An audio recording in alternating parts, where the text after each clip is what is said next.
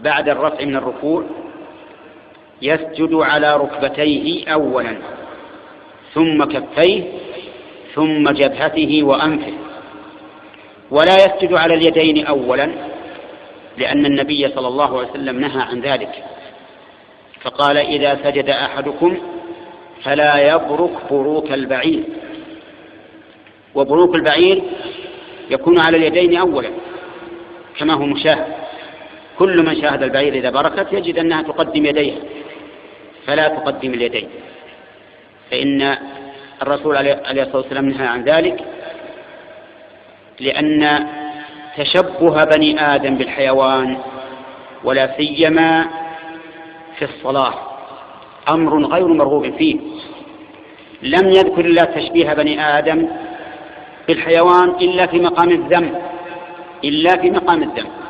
ولهذا نهي المصلي أن يبرك كما تبرك البعير فيقدم يديه، بل قدم الركبتين، إلا إذا كان هناك عذر كرجل كبير يشق عليه أن ينزل الركبتين أولا فلا حرج، أو إنسان مريض، أو إنسان في ركبتيه أذى، أو ما أشبه ذلك.